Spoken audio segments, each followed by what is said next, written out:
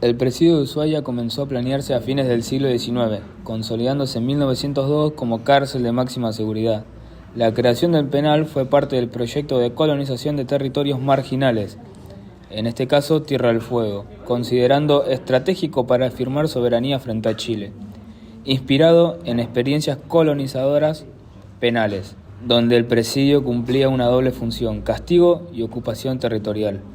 Asegurar presencia argentina en el confín austral, donde el clima y el aislamiento hacían difícil atraer población voluntaria. Los presos eran mano de obra gratuita o muy barata para construir infraestructura, abrir caminos, talar bosques, instalar servicios y organizar la vida urbana en Ushuaia.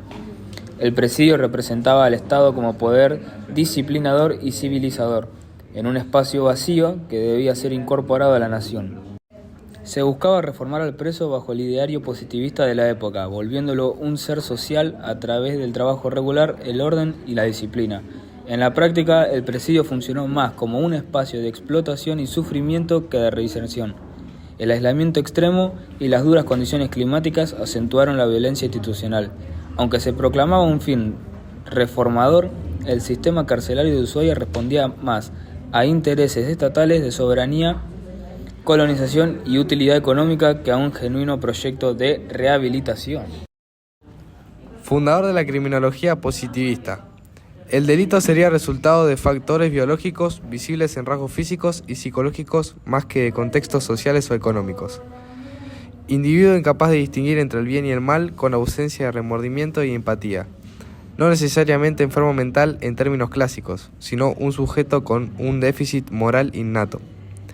Para Lombroso, este tipo de criminal no podía ser reformado, solo contenido y aislado.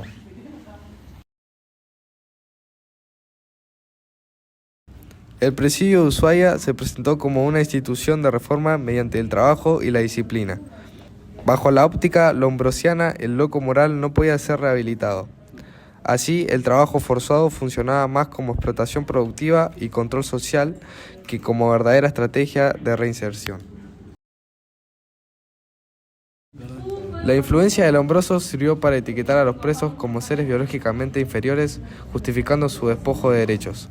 El presidio encarnó la unión entre criminología positivista y expansión territorial. El preso se volvió herramienta de colonización, no sujeto de derechos. La categoría permitió negar la historicidad del delito y reforzar la idea de criminales destinados al encierro perpetuo. El presidio de Ushuaia muestra cómo la ciencia positivista funcionó como ideología legitimadora de políticas estatales represivas y colonizadoras. Inspirado en Jeremy Bentham, el panóptico es un modelo arquitectónico que permite la vigilancia constante de los reclusos. Un vigilante puede observar a todos sin ser visto.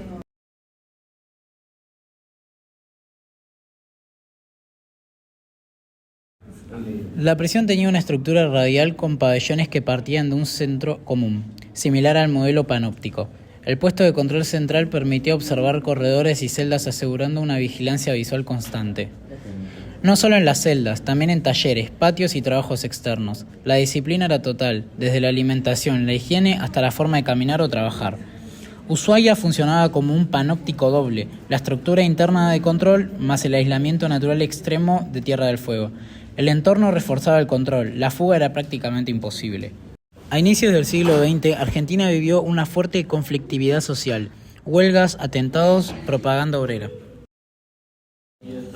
El presidio de Ushuaia fue un panóptico aplicado a los enemigos del orden, donde la vigilancia y el aislamiento tenían un fin político. Además del penal, la reclusión de anarquistas revela cómo el Estado usó la prisión como herramienta de control ideológico, no solo jurídico. Ushuaia sintetiza el panóptico Foucaultiano: disciplina y vigilancia total. El lombrosianismo, anarquistas como locos morales o criminales natos. La lógica de colonización penal, trabajo forzado y presidencia estatal en la frontera. En su célebre conferencia de 1924, La hora de la espada, Lugones proclamó que el destino de la nación debía asegurarse a través de la fuerza militar y la disciplina férrea, justificando la represión social y política. Como intelectual vinculado a sectores militares y conservadores, defendió el uso de la violencia estatal contra el anarquismo y las huelgas obreras. Su influencia permeó el imaginario de instituciones represivas, como el predio de Ushuaia, donde la rehabilitación pasaba por la sumisión al orden, el trabajo forzado y el castigo ejemplar. Cerradas, director del presidio en las décadas de 1920 y 1930. Fue conocido por endurecer las condiciones de reclusión. Bajo su gestión, la prisión se consolidó como una institución de disciplina total. Estricta rutina diaria, con control de horarios, posturas y desplazamientos. Vigilancia permanente, incluso en el trabajo y los espacios comunes. Castigo físico y psicológico para quebrar resistencias. Cerradas aplicó la lógica del presidio como espacio panóptico. El preso debía sentirse siempre observado, sometido y sin posibilidad de escapar al control. El calabozo era una celda de reducidas dimensiones sin calefacción en un día extremo, utilizada para quebrar la voluntad de los insubordinados. Reducción de raciones como sanción disciplinaria. Se utilizaba como castigo también como explotación productiva. Los presos eran enviados a cortar leña en condiciones climáticas extremas. Prácticas de encadenar a los reclusos en la celda como medida de ejemplo para el resto. Castigo ejemplificador. Los anarquistas y presos políticos eran especialmente vigilados y castigados para evitar la propagación de ideas dentro del presidio. El presidio debía ser una máquina de orden y castigo, no de rehabilitación genuina. Mientras Lugones legitimaba intelectualmente el uso de la violencia como pilar de la nación, Cerradas la aplicaba de manera concreta en la prisión. El presidio, en lugar de ser un espacio de reinserción social, fue un laboratorio de represión donde se ensayaban mecanismos de control total sobre el cuerpo y la mente del preso. En este sentido, Ushuaia fue más que una cárcel, fue símbolo del poder disciplinador del Estado argentino, donde la violencia material y simbólica se fundieron en nombre del orden. En su viaje a bordo del Beagle en 1832 a 1834, Charles Darwin describió a los yaganes de Tierra del Fuego como seres miserables, primitivos y casi al nivel de los animales. Su mirada reflejaba la lógica evolucionista y eurocéntrica de la época. Los pueblos originarios eran percibidos como estadios previos de la humanidad, un contraste útil para reforzar la idea de superioridad de la civilización europea. Esta visión sirvió de base a discursos colonizadores que legitimaban la marginación y el exterminio de las comunidades fueguinas, vistas como incapaces de integrarse a la modernidad. Rojas, especialmente en Eurindia 1924, proponía una síntesis entre la herencia indígena y la tradición europea para definir una identidad cultural argentina. Su proyecto era nacionalista y culturista, recuperar la raíz indígena como parte del patrimonio simbólico de la nación, aunque desde una visión romántica, más estética que política.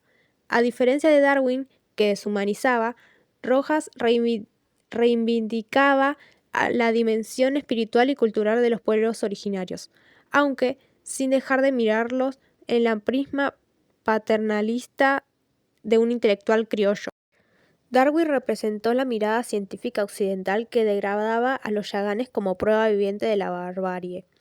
Rojas buscó rescatar la raíz indígena como parte de la esencia nacional, pero lo hizo en clave intelectualista, sin considerar las luchas concretas ni la vigencia de los pueblos originarios. La lectura de Darwin fue funcional al proceso de colonización penal y militar en Tierra del Fuego, justificaba el vacío civilizatorio. La propuesta de Rojas, aunque reivindicadora en lo simbólico, también contribuyó a consolidar un relato nacional homogeneizador donde el indígena era más un mito cultural que sujeto político. Hoy, la mirada de Darwin es criticada por su racismo científico, mientras que la de Rojas se cuestiona por su romantización deshistoricada del indígena. En ambos casos, los pueblos originarios quedaron subalternizados como atraso para Darwin, pero raíces muertas para Rojas.